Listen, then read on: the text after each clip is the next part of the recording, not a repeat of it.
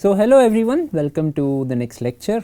Previous class we were looking at our first phase diagrams, right. So, looking at the phase stability as a function of pressure, as a function of temperature, and the way we have calculated phase stability is just by looking at G's, right. G of this phase is less than G of that phase. So, this phase would have larger stability, or so this phase would be more stable at these temperature ranges than the competing phase, right. So, that is the recipe we have followed. So, that is what we are going to do now to go towards slightly more complex phase diagrams. I mean, so we'll build up, right. So, anyway, so in the last class we were changing temperature and pressure and trying to look at phase stability. Today we will change both, right, and then see. So, essentially this I am going to write it as case 3, where so we go back to the equation dg equal to v dp minus s dt plus mu dn, right. So, first we have changed pressure, put temperature and n to be constants. Next we have changed temperature, we put pressure and n to be constants. Now we are going to change both p and t, and later so after a while we are just going to change n also, right. So, that is what gives us the binary phase diagrams, etc., that you will be studying very soon, the solution thermodynamics. Okay. But for now we will still consider this to be a system where n is not being exchanged, right. So, there is no net change in n of the system.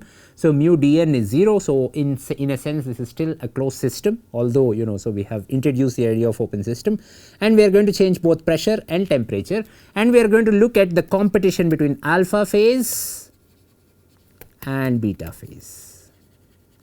Okay. Alpha phase is denoted by a specific volume V alpha, beta phase is denoted by a specific volume V beta, alpha phase is denoted by some specific entropy. Again, entropy specific quantities are just the quantity divided by the number of moles of that, right. So, or number of atoms, right. So, this I am going to define it as S alpha, and this I am going to define it as S beta. Okay.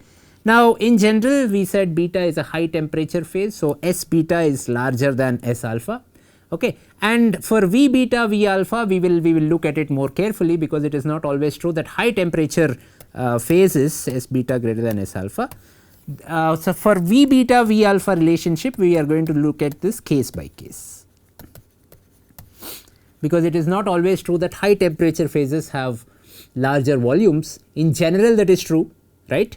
But so there is a classic case where this fails, which is ice and water. Ice is the low temperature phase, but ice is the higher volume phase. Ice has a lesser density than water. Ice floats on water, right, if you look at it. So that is a classic case where the statement so that I am trying to generalize fails. It is not a general statement. Okay. So, but in general, right. So, so I can take iron in liquid form, iron in solid form. Iron in solid form has lesser volume than iron in liquid form, or greater density than iron in liquid form, and so on. So, typically solids are denser, that we know from our intuition, everyday intuition, but in case of water and ice this fails terribly. Okay. And that is the phase diagram we will be using quite a bit to actually understand. So that's something that we can understand very physically, intuitively, and if we understand that, we can understand all the other phase diagrams. Okay. So, let us do the same exercise again. So let us write dg alpha equal to v alpha dp minus s alpha dt, dg beta equal to v beta dp minus s beta dt. Sorry. So, I am going to look at delta G. Again from the point of view of beta to alpha transition, right, where is the low temperature phase stable, that is equal to G alpha minus G beta, and that I am going to write it as delta G equilibrium, right. So, at equilibrium delta G should be 0 plus d delta G, and delta G meaning again G alpha minus G beta that I have defined here, by dt times delta T, and this is at a constant pressure N1 N2, okay, and at that temperature where phase transition is happening. Okay. All right. So, this turns out to be 0 because it is at equilibrium, delta G's are zeros, both phases have the same G's, right, and this is a Taylor expansion now, and here I am going to get, this is alpha minus beta. So, I am going to get V alpha minus V beta times, oh sorry, but this is actually changing both with P as well as T, right. So, dou delta G by dou P delta P. So, both of them I have, right. So, this is at T N1 and N2, right. So, the volume, so I am changing both pressure and temperature. So, let us write it here, change both P and T. Okay. So, if I am changing P, this term gives me V alpha minus V beta times delta P, P minus so the pressure at which I am operating minus the equilibrium pressure, right, plus this will give me so S alpha minus S beta, or minus of that, because I have a minus S alpha minus S beta times delta T, or that is T minus T equilibrium. Okay. So, this is the total relationship. All right. Now, otherwise let us not write it yet, let us still keep this as dP and let us keep this as dt, right. I will tell you why.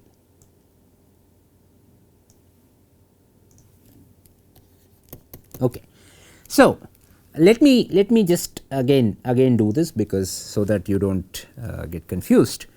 Again, see, I am actually writing, the idea here is dg equal to V dP, dg alpha equal to V alpha dP minus S alpha dt, right.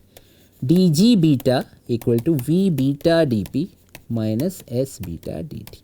Okay. Now, the idea is, so I will have rather several points at which several points of P and T, I am changing both P and T now, right. So, I will have several points of P and T where equilibrium exists between alpha and beta, right. So, that is going to be some line like this, right. So, if I am drawing a P versus T phase diagram, or T versus P, right, does not matter, I will have several points at which, so this will be alpha phase, this will be beta phase, but then alpha and beta both of them are in equilibrium, right. So, this happens across several points. So, the idea now is to understand what this equilibrium line is, right. So, idea is to understand the trajectory of PT, right, the trajectory in PT where equilibrium exists. So, it is not just one equilibrium point, okay, but there are many such equilibrium points. Okay.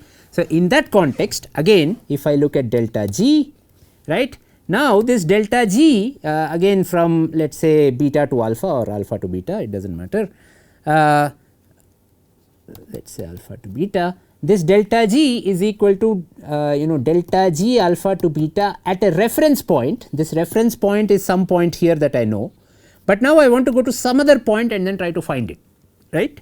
And that some other point I am going by changing a bit of pressure, a bit of temperature, right. So, a bit of delta P I am giving, or a bit of dP I am giving, a bit of dt is what I am giving, right. So, plus V beta minus V alpha times dP plus S beta or minus S beta minus S alpha times dt, right.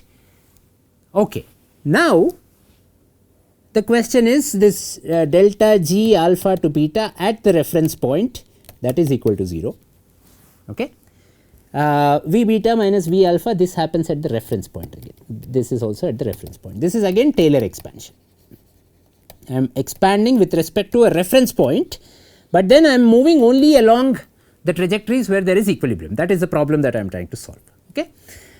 Okay, so this is Taylor expansion, and then d alpha alpha to beta at reference is 0, but also delta G alpha to beta is also 0. Why? Because so I am at equilibrium. I am moving from one point of equilibrium to another point of equilibrium by changing P and T. So, the question is how should I change P and T so that I move from one point of equilibrium to another point of equilibrium? How should I change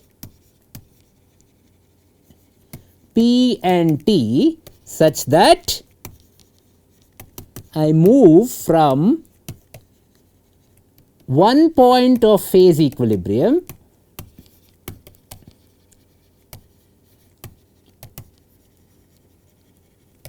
to another point.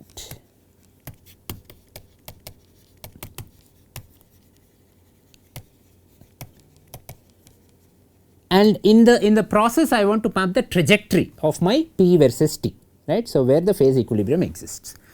Okay. So, now I have 0 equal to V beta minus V alpha dP minus S beta minus S alpha dt sorry. Okay. And so, what do I get here? I get dP by dt. This is the slope of the line, right. So, in the PT phase diagram, this is the slope of the line. This defines the slope at every P and every T, and I have to go along those P's and those T's, right. So, I construct that line such that that is my phase boundary, or that is the line across at which both alpha and beta are equally they have the same G's, right, they are equally stable. Okay. So, dP by dt is given as S beta minus S alpha by V beta minus V alpha, right. Or in other words, I am just going to write this as, this is some kind of a latent heat at the reference point, right. So, latent heat divided by T, right, times V beta minus V alpha, right, and V beta minus V alpha is also taken at the same T. Okay. Now, this equation which tells me, so how do I go? Let us say I already know one equilibrium point, P equilibrium, T equilibrium, right. So, from there what is the next point I go to? The next point I go to is given as dP by dt, and that is equal to S beta minus S alpha by V beta minus V alpha. So, that is I go here. From there, where do I go to the next point? That I go here. From there, what is the next point? I go here, because I am defining the slope at every point. Then the slope changes like this, then the slope changes like this, then the slope changes like this. And how is the slope changing? Slope is changing based on the latent heat divided by T times the change in the volume, right. So, the volume of both these phases are different, and the latent heat is also there, or the entropy of both these phases are different. So, the ratio of that tells me, so what is the trajectory on my P versus T such that I map this phase boundary, right. So, between the alpha phase and the beta phase. Okay. And this equation is what is called a Clausius Clapeyron equation. It tells me the trajectory along the P versus T, right, at which multiple points, right. So, earlier when we were seeing one dimensional phase diagrams where only I am changing P or only I am changing T, the phase boundary is a single point, right. One P equilibrium I have, one T equilibrium I have, right. But now at 1 atmosphere 0 degrees is my melting point, but at 100 atmospheres my melting point changes to something else, right. So, that is what this is saying.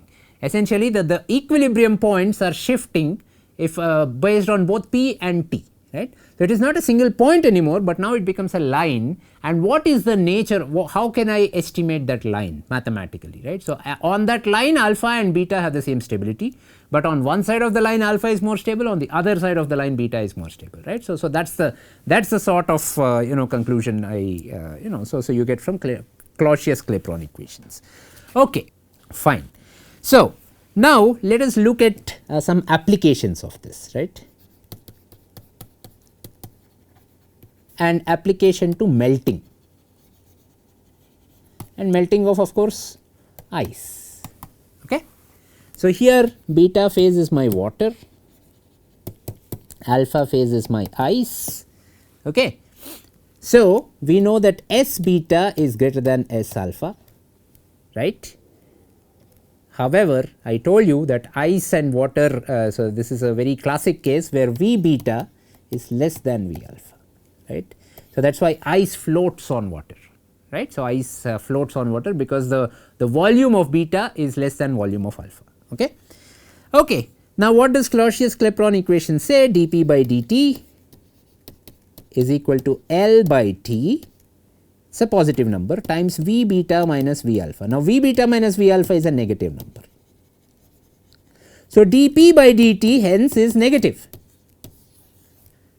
This is interesting. That means, so I have in a phase diagram I have a slope associated to dP by dt which is negative. Okay. Now, can I exactly know so how this P versus T trajectory is in this phase diagram, because I am going to quickly plot the phase diagram very soon, right. Let us say, so I know the melting point, right, or the reference point. The reference point is the melting point, and at so at the melting point, so I can quickly plot it, right. So, I have pressure versus temperature, right. So, the reference point or the reference melting point is, what is melting point defined as, or melting point is, we say what is the melting point of water, we say T equal to 0 degree Celsius, but that means T equal to 0 degree Celsius at pressure equal to 1 atmosphere, right. That is the standard melting point, right. So, the standard melting point, so I have P equal to 1 atmosphere, let us say, defined there, and temperature equal to 0 degree Celsius or 273 Kelvin, right. So, 273 Kelvin, that is defined here, that is my reference point, and with respect to the reference point I am saying that dP by dt equal to delta L by T reference times 1 by delta V, V beta minus V alpha, right. So, that is a line, right. So, this is almost a constant, right. So, if I can assume that delta V at that reference point is a constant, right. So, this is a constant with a constant slope. So, I get a straight line that goes like this, right. So, so I know the point, I know the reference point is here. So, dP by dt, then based on dP, the value of dP by dt, I am going to draw this phase diagram like this, right. So, at so at much lower temperatures and so which phase wins where, that is the question, right. So, so here I will have a solid phase, because at lower pressures the solid phase is stable, at slightly higher pressures or higher temperatures the liquid phase is stable. So, this is the solid liquid phase equilibrium of water, right. So, it looks like this with a line that slopes negative. Okay. So, what does it mean? It means that I can take ice, right, and I can apply pressure. I can just keep on applying lot of pressure on ice, apply pressure,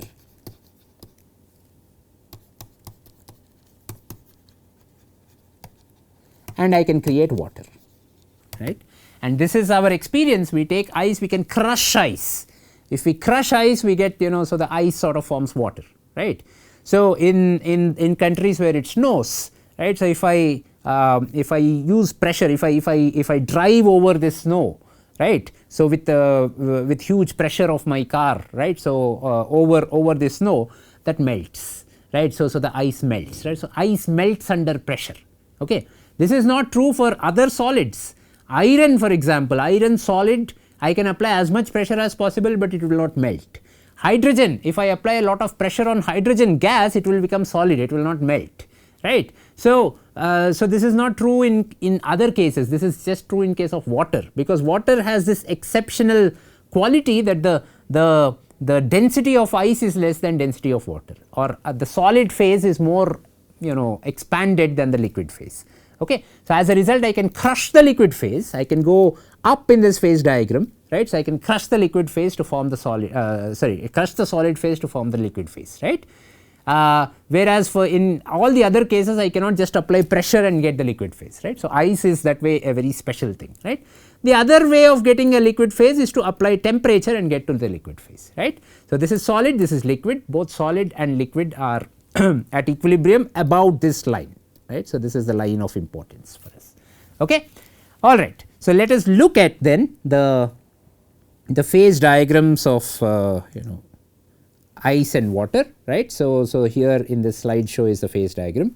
Okay. So, you can clearly see that this is P versus T, right. So, my Clausius Clapeyron equation, let me just maybe I can write here, yes. this is the Clausius-Clapeyron equation saying that dP by dt is less than 0, right. At 1 atmosphere I know what is the melting point. The melting point here is 0 degrees Celsius or or 273 Kelvin, right. Now, the same thing if you look for dry ice, right. So, this is carbon dioxide. You can clearly see that dP by dt is greater than 0, right. So, here if I take dry ice and start crushing it, I am not getting liquid carbon dioxide, right. So, I am going here. So, so I go into some supercritical fluid and other things, but I am not getting a liquid, right. So, I cannot crush dry ice to get liquid, whereas I can crush solid ice to get water. Okay. So, that is because of the slope of this Clausius-Clapeyron equation given slope of this phase diagram. Okay. All right. So, this is how to read the phase diagram, right. So, I have pressure, I have temperature. Now, this is the first phase diagram that has both pressure and temperature. I am varying both, and I am saying that look below this line, right. So, this is my solid phase. This entire thing is where the solid is stable. This entire thing is where the liquid is stable, right. And we quickly derived this phase boundary between the solid and liquid using a Clausius-Clapeyron sort of equation. Okay. All right. So, that is application to melting. Let us keep this annotation, right. Now, let us go back. So, that is melting, right. The other thing that happens is evaporation or sublimation.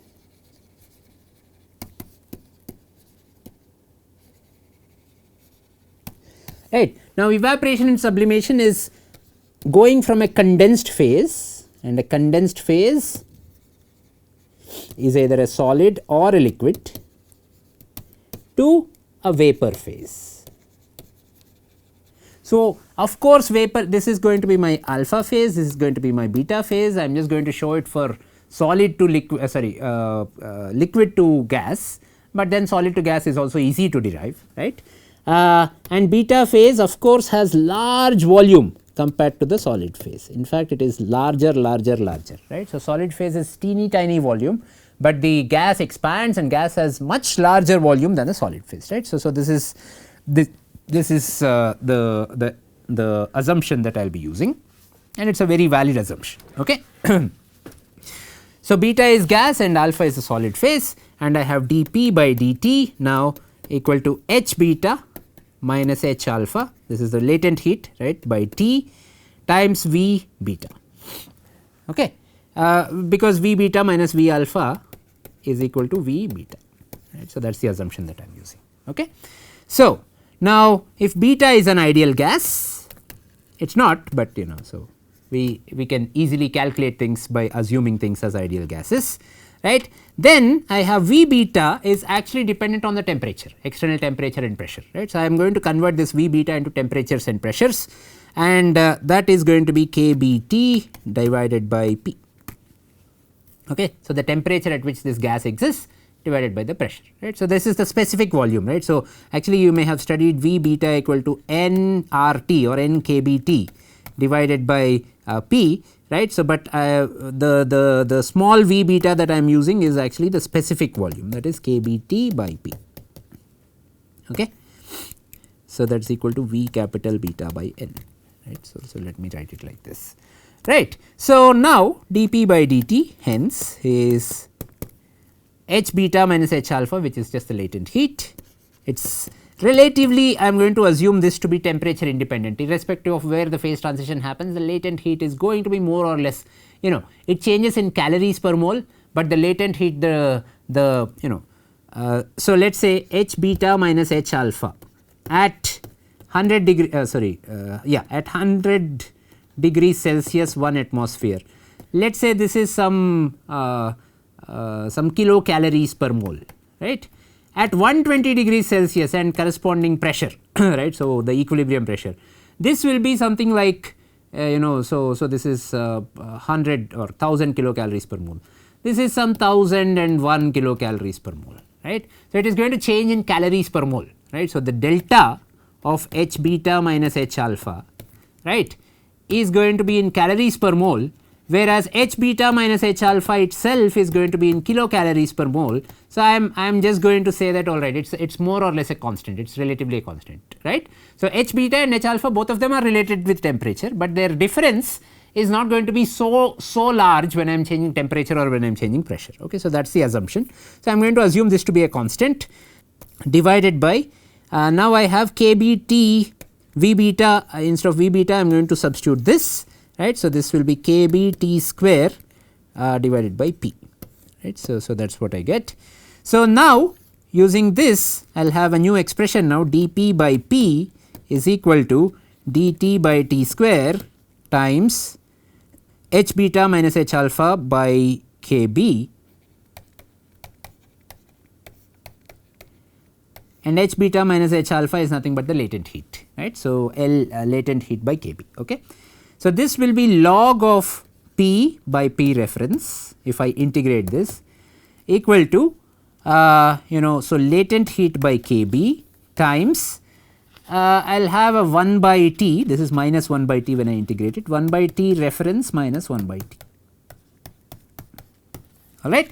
So, if I know a reference pressure and reference temperature, I can calculate the pressure and temperature at all the other pressures and temperatures, right. So, that is the beauty of this, and that is nothing but at all the other equilibrium pressures and temperatures, right. So, this is a manifestation of Clausius Clapeyron equation, but I am getting the complete phase diagram, right. So, phase diagram is some kind of a the equilibrium line is some kind of a relation between pressure and temperature, right. So, that is what I am doing here.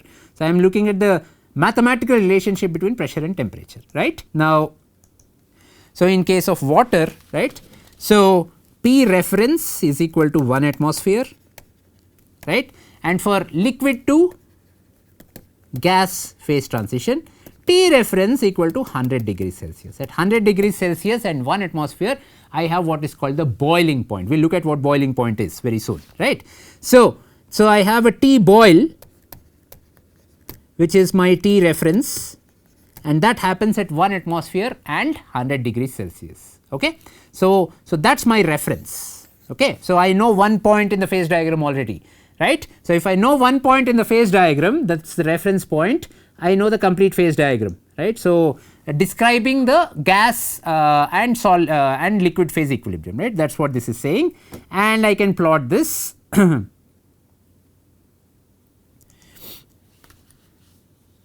1 by T ref minus 1 by T, that is how it is. Okay. So, and then I can plot this, and so P versus T, so P versus T, so just let us ln P by P ref equal to 1 by T minus 1 by T ref minus 1 by T, right, times latent heat divided by some Kb, right. Okay. So, earlier I had a solid to liquid phase like this, right. So, now I am going to look at when will liquid phase transform to gas phase. Now, at higher pressures, so I have a reference pressure, right. So, that is at 100 degrees Celsius, which is somewhere here, and some 1 atmosphere is somewhere here, let us say, right. So, that is my reference pressure, and so as I increase the P, this says that the temperature also increases. This has a slope which slopes like this, right. So, or 1 by T is less than 1 by T ref. So, P by P ref, right. So, this is a positive number when P is greater than P ref, and that means that 1 by T ref minus 1 by T should be a positive number, right, which means T ref should be less than T, or T is greater than T ref, right. So, that will have a positive slope if you look at it, but it just goes exponentially, right. So, it is or logarithmically up. Okay. So, this is how the phase diagram looks like between liquid and vapor. Okay.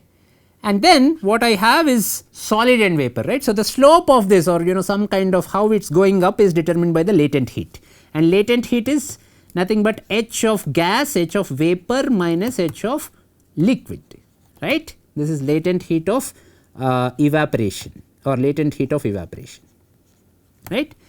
Now, if I look at latent heat of sublimation, because next I want to look at how the solid phase transforms to vapor phase, the same mathematics is valid, right, except that latent heat of sublimation now becomes H vapor minus H of solid, and latent heat of sublimation is greater than latent heat of evaporation. Why? Because you know the entropy of solid is much less than entropy of liquid is less than entropy of vapor. So this difference is lower than this difference. Okay. So, and as a result I will have a slightly higher slope. So, I am going to draw a curve like this, right.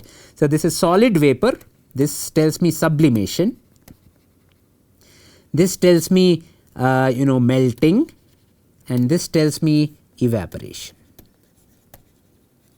Okay. And this is exactly the phase diagram that you have here, right. So, let us understand this water phase diagram now with more clarity. We have now, using Clausius Clapeyron equation, we have derived this slope, right. We have derived this slope, right. This dP by dt is less than 0 because the volume of the solid phase is less than the volume of the liquid phase, or greater than the volume of the liquid phase, right. Solid phase is less dense compared to the liquid phase. We have plotted this, right. So, this is just so liquid to vapor or solid to vapor is just a condensed phase to vapor, right. So, I have assumed the vapor to be an ideal gas to actually sort of get these shapes, but even if it is not an ideal gas, the shapes are valid, right. And so at 1 atmosphere, these are my reference points, this is my melting point, this is my boiling point, and boiling point happens at 100 degrees Celsius, melting point happens at 0 degrees Celsius. Okay. So, that happens at 1 atmosphere. Now, there are 3 lines here, right. So, all these 3 lines meet at a point, right, and at this point I have all the 3 phases, the alpha, or so the liquid, the solid and gas phase, they are all in equilibrium. Okay. So, this is called the triple point, you can see it here. It is a single point where all the 3 phases are in equilibrium, right, but 2 phases are in equilibrium along a line, right. So, along this line solid and liquid are in equilibrium, along this line liquid and gas are in equilibrium, along this line vapor and solid are in equilibrium. Okay. Okay, then we can ask more questions. What is the most stable phase at very low temperatures? At very low temperatures the gas phase wins, at very low pressures also the gas phase wins. So, low temperature, low pressure, right. So, gas phase wins, right. Now, slightly higher pressures in case of this, right. So, but low temperature solid wins, large pressures and large so reasonable temperatures the liquid phase wins, right. So, like that I can get an idea of at what temperatures what phases win. Okay. Now, there is another point called the critical point, we are not going to look at that point in this course, right. So, this critical point is a matter of the second course, the other NPTEL course that I have, right. So, there we have a specific module on thermodynamics where we look at this critical point, we look at the fluctuations that happen in this critical point and how the density fluctuations happen in this critical point, etc., but that is not part of this course. Okay. So, this is also a very interesting phase transition point, it is a second order phase transition point. Okay. So, but here we worry about the triple point. At triple point G of liquid equal to G of solid equal to G of gas, all of them are equal, which means all of them can coexist at the triple point, but that is only one point in the phase diagram. That happens only at 0.00603 atmospheres and 0.0098 Celsius. Okay. If I change the pressure temperature slightly, I am moving away from triple point, then I come to 2 phase equilibrium or 1 phase, right. If I am here, let us say I am at 100 degrees Celsius, but I am at this pressure, right. Pressure less than 1 atmosphere, of course I am in vapor phase, right. If I am at 100 degrees Celsius and I am at a pressure greater than 1 atmosphere, I am in liquid phase, right. If I am at 100 degrees Celsius and I am at 1 atmosphere, then I am at the boiling point, I am at the phase equilibrium, right. So, I can be either in each of these phases, right, given the pressure and temperature, or I can be at phase boundaries, those are the equilibrium points, or I can be at a triple point. Okay. So, that is how we read the phase diagram, right. So, this is a very simple, the first phase diagram, so first realistic phase diagram, that is a phase diagram of water, but it is already explaining us a lot of stuff. Okay. and everything we could derive it just by changing pressure, temperature, looking at the delta G's and looking at which G is larger, G of alpha is larger or G of beta is larger, at what pressures and temperatures. Okay. So, based on that we said alright, so let us look at the equilibrium line. We have calculated the equilibrium line and said one side of the equilibrium is solid, the other side is liquid. One side of the equilibrium is liquid, the other side is vapor, right. So, one side of the equilibrium is solid, other side is vapor, and so on, right. So, that's how we constructed our first phase diagram. Okay. So, let us stop here and then let's look at consequences of this phase diagram again in one more class, and then move on to the more what are called phase diagrams now by changing the n in G, right. So far we have been changing P and T, right, but now we will change the n and then then look at component solutions and other things that form because of the solutions and mixtures, right. So, but that we will do perhaps a class after the next class. Okay. All right. Thank you very much.